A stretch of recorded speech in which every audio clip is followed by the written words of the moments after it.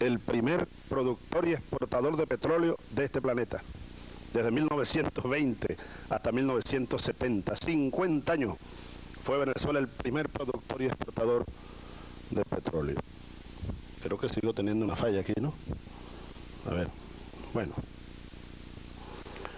Luego salimos a crear un movimiento político, un proyecto, a discutirlo de calle en calle, a ir a alguna que otra emisora de radio donde nos permitían hablar.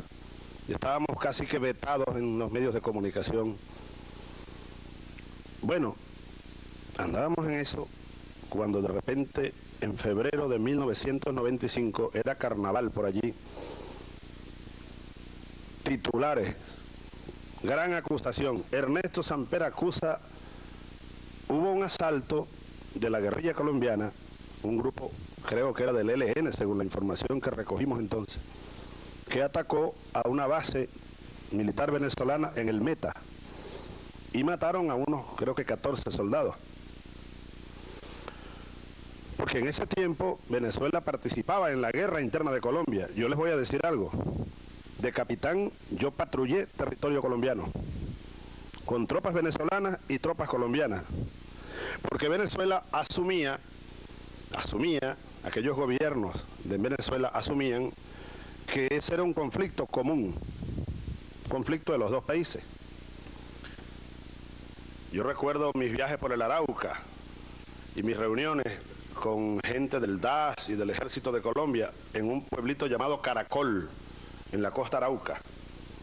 Y de ahí patrullábamos hasta Cravo Norte. Y con frecuencias de radio, intercambio de información, operaciones conjuntas.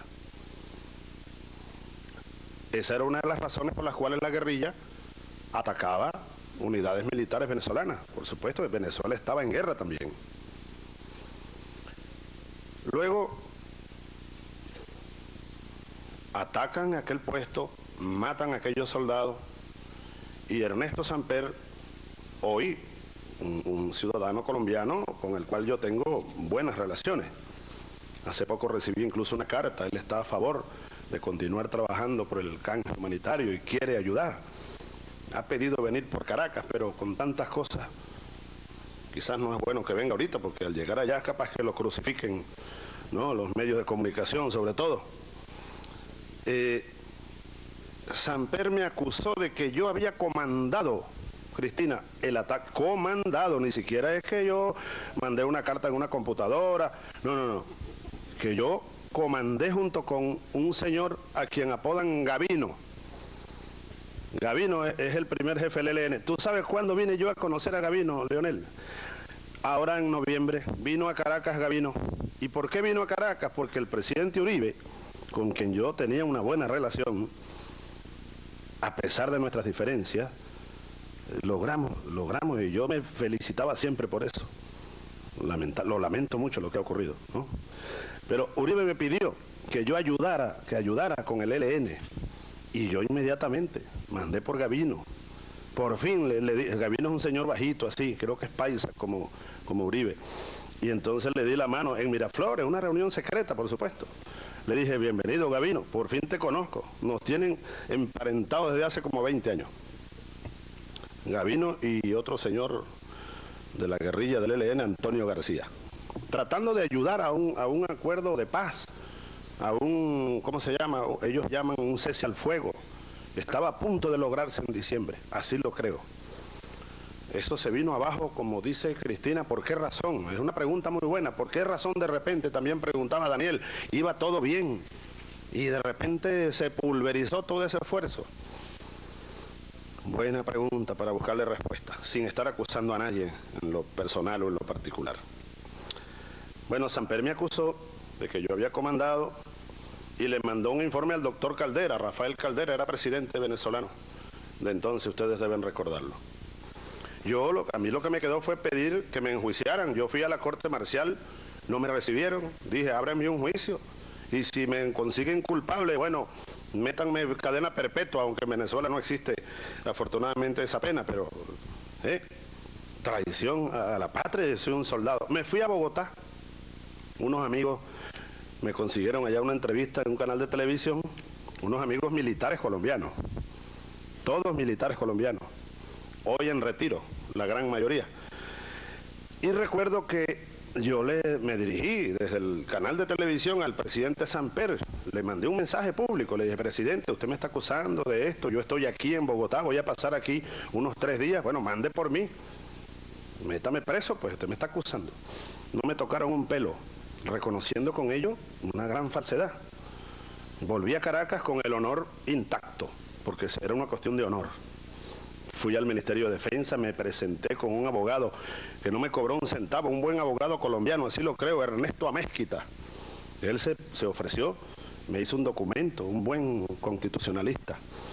Ahora vive en Venezuela, porque lo han amenazado de muerte no sé cuántas veces y se fue con su familia y está trabajando en Caracas, ejerciendo. Bueno, fui a la Fiscalía General en Colombia, me presenté a un fiscal, un documento, firmé, aquí estoy, soy Hugo Chávez Frías, me está acusando el presidente. Bueno, volví a Caracas, salvé el honor. Luego pasaron los años y yo llego a presidente. Y Ernesto Samper Pizano lo conozco, lo conocí en alguna reunión. Creo que lo conocí en la toma de posesión de Uribe, por cierto, conversamos un rato. Y luego él vino a Caracas y es un hombre de buen humor, de muy buen humor, de buen talante, el expresidente Samper. Y hubo lo que llaman química entre nosotros. Empezamos a echar chistes, recuerdo que estábamos ahí brindando por la toma de posesión del presidente Uribe, con una champaña que sirvieron y pasó por el lado mío, ¿cómo se llama? Tom Shannon, uno de ellos, y me dijo, mira, ahí van tus amigos. Y le dije, los suyos también, porque a Samper hasta la visa se la quitaron los Estados Unidos cuando era presidente. Bueno, y le sembraron una vez cocaína en el avión presidencial. ¿Tú recuerdas eso? Tú no eras presidente todavía. A Samper le sembraron cocaína en el avión presidencial. El plan era, a lo mejor, detenerlo allá en Nueva York, porque él iba saliendo para la cumbre, una cumbre de Naciones Unidas. Y él cuenta luego que un militar de baja graduación llamó y le dijo, presidente, mande a revisar esto y esto y esto. Bueno, no, ni los perros antidroga conseguían la bolsa de cocaína. Estaba por ahí por el tren de aterrizaje, donde era muy difícil llegarle. Se salvó en la raya aquel hombre. Porque no creo yo que el presidente Samper tenga nada que ver con narcotráfico. No lo creo. Le sembraron la cocaína. Tenía un conflicto con los Estados Unidos, no recuerdo las causas exactamente, pero hasta la visa se la retiraron, siendo presidente. Bueno, él vino a Miraflores, Leonel, y yo lo atiendo con mucho gusto y un cafecito, y yo no tenía en mis planes tocar aquel tema, pero para nada, no. Yo sencillamente salvé mi honor en aquel momento, y ya yo era presidente y él un expresidente. Pero él sí quiso tocarlo. Me dijo, no, presidente, yo quiero decirle a usted algo sobre aquello que pasó hace 8 años atrás, 6 años atrás. Bueno, Samper me dice, mira, a mí me presentaron grabaciones, fotografías, cartas, yo no sé si sacadas de computadora también, mapas, y yo me convencí que usted era un comandante guerrillero, pues, y que tenía bases de operaciones en coordenadas no sé cuáles, tenía un nombre de atos y de fundos del lado colombiano. Y yo acusé porque yo creía en lo que me daban. Bueno, no importa, presidente, olvídese de eso. Por ahí, por esos años también, el expresidente Banzer, que en paz descanse, en esos años fuimos buenos amigos, a pesar de que él era un militar de la derecha, había dado un golpe de Estado en Bolivia y se lo dio precisamente a un gobierno de izquierda. Pero bueno, éramos presidentes. Yo incluso le decía, mi general, y hablábamos y me visitó en Caracas, yo lo visité en Bolivia. De repente Banzer lo veo en una reunión en Cartagena, por cierto, de la comunidad andina. Y Banzer, yo lo voy a saludar. Y él no me da la mano, me dejó con la mano extendida. Bueno, yo me retiro, con respeto, me retiro, está bien.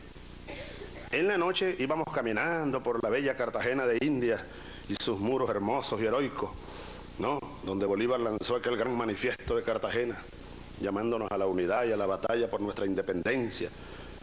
contra los imperialismos, para crear nuestra patria grande, buena y nueva, hace ya casi 200 años. Y yo me le acerco a Banzer y le digo, mire, presidente, le digo, por favor, dígame qué es lo que pasa, aunque sea la última vez que hablemos, si usted... Bueno, Banzer aceptó hablar conmigo y me dijo, mira, Chávez, tú estás mandándole mucho dinero y muchas armas a Evo. No está Evo, allá está Evo. Yo ni conocía a Evo. Yo vine a conocer a Evo cuando tomó posesión aquel señor que cayó al poco tiempo, Sánchez de Lozada, y que tú creo que quedaste diputado, o senador, diputado. Y en pleno brindis allí nos dimos la mano 1 minuto. Evo, por fin te conozco.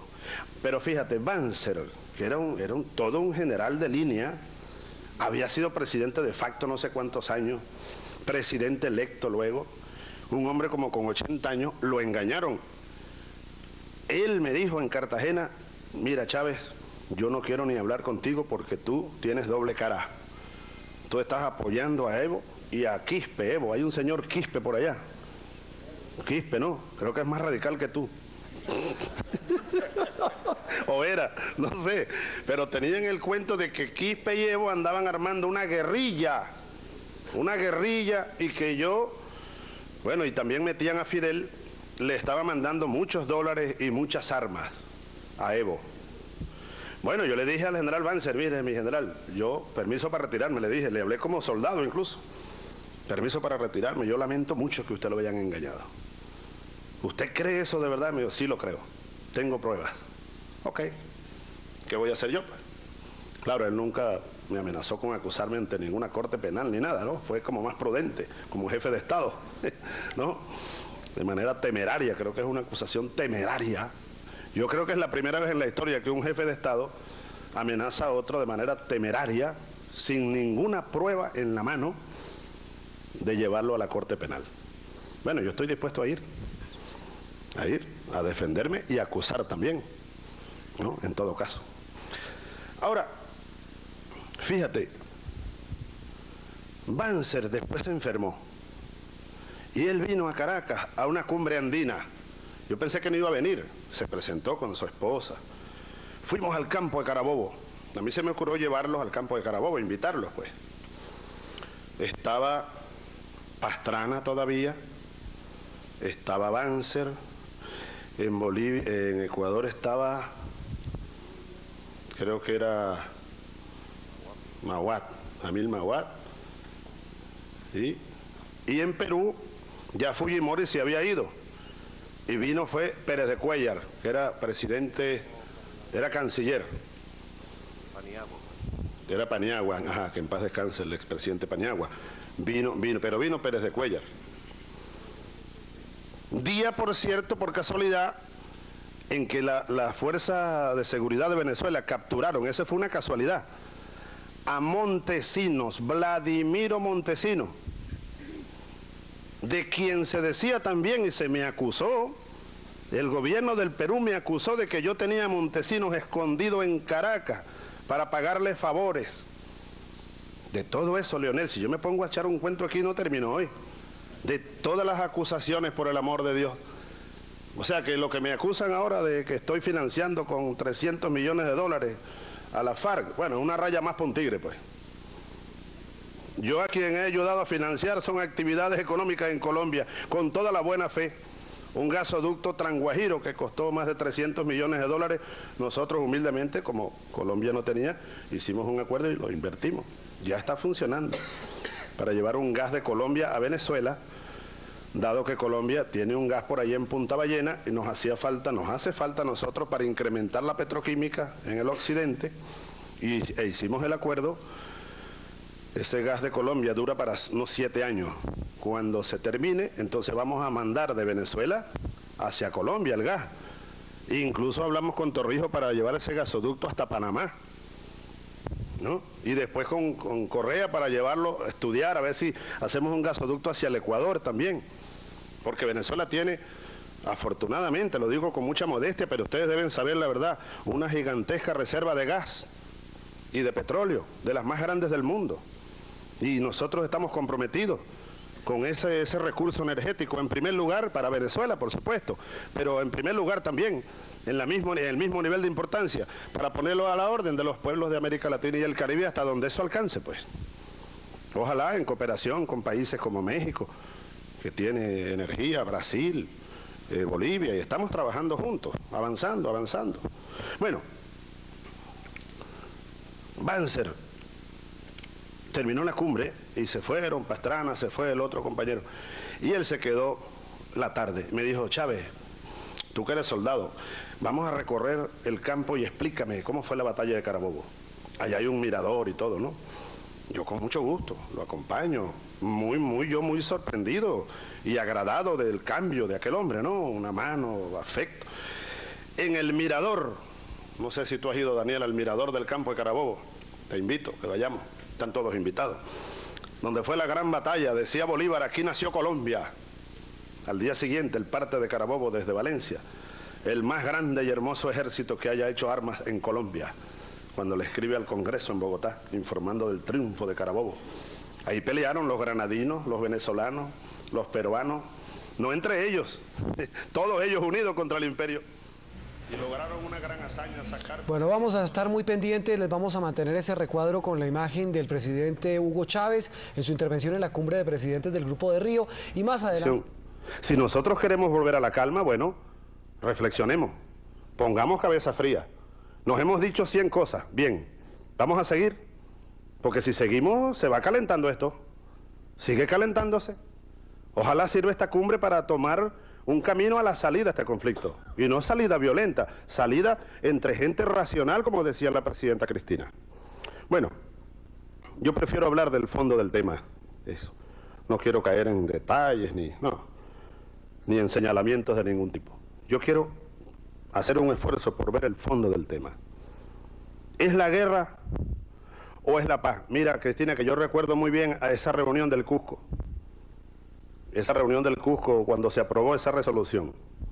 Yo proponía, y hubo un debate interesante, recuerdo que era Lagos, nuestro buen amigo Ricardo Lagos era el presidente de Chile. Hicimos un buen debate. ¿Por qué? Porque yo solicitaba que a ese párrafo que tú leías, que si las Naciones Unidas y no consiguen lograr con Colombia el acuerdo de paz, fíjate que ahí no se habla de terrorismo. Es bueno subrayar eso, porque es que Colombia ha decidido, y uno respeta esa decisión, declarar terroristas a esos grupos guerrilleros. Nosotros no. Nosotros no.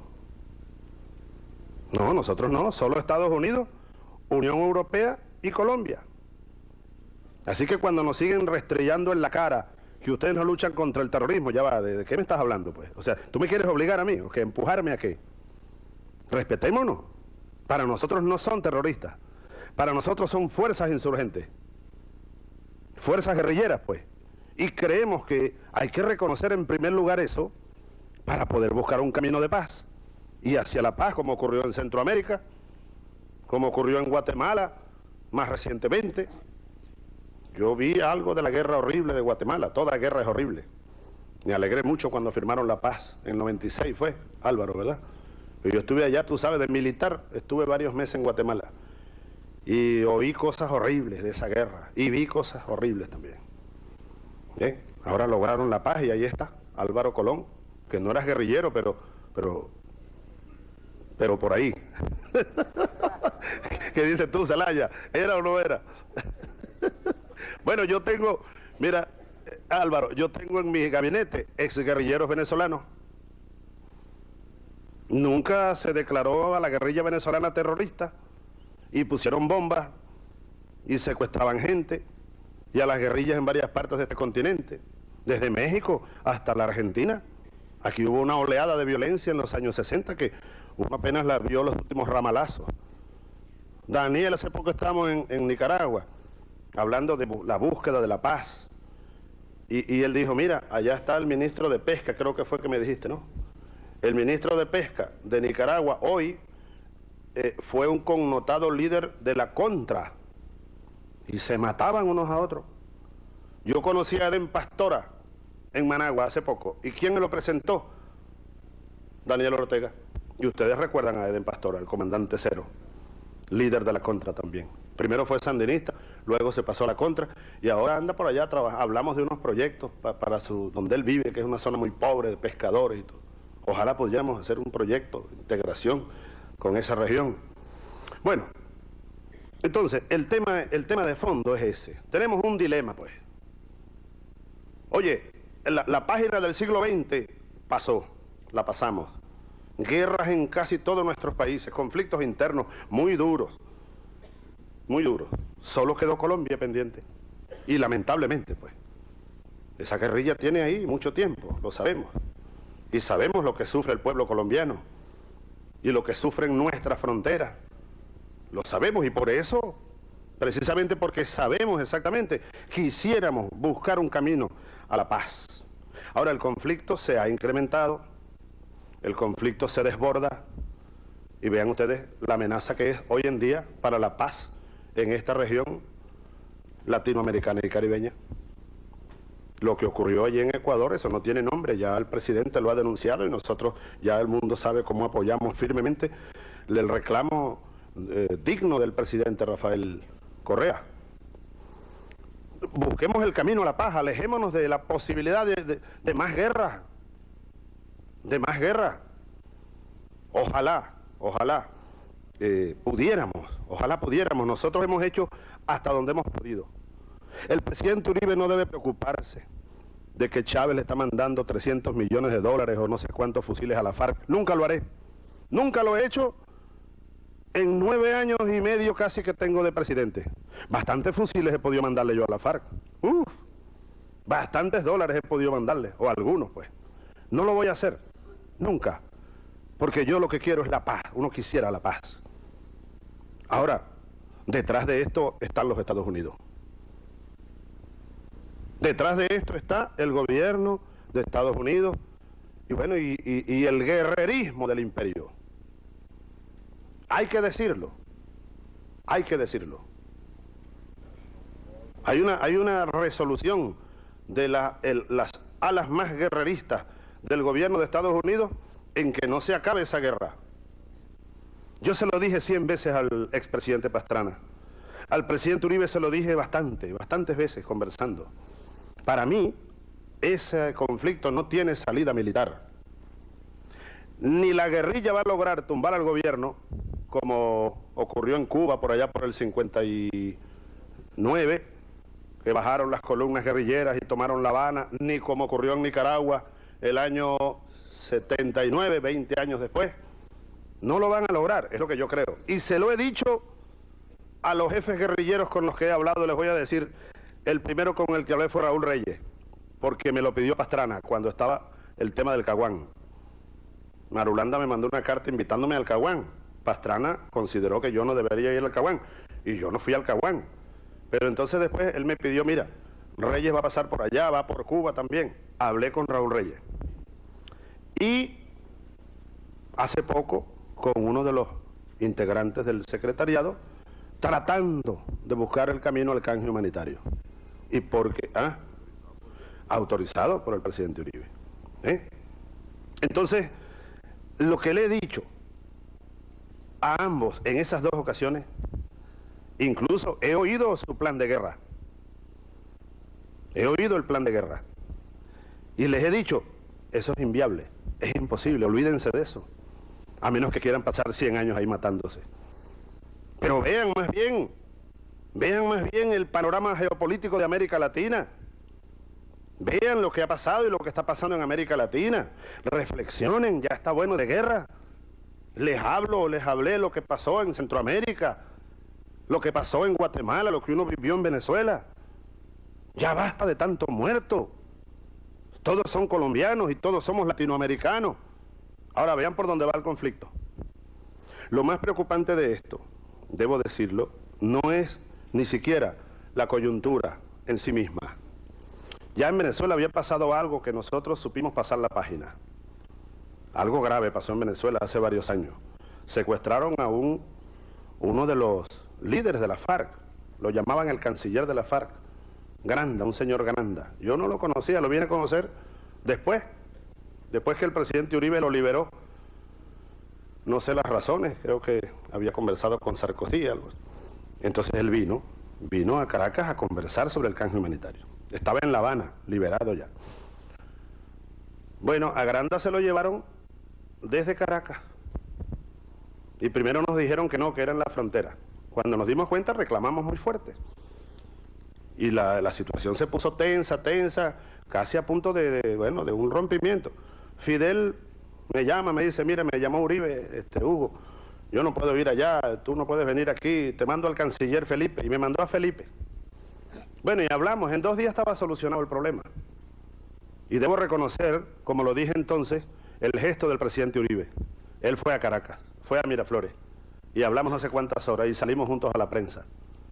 Y de inmediato y me dijo el presidente Uribe,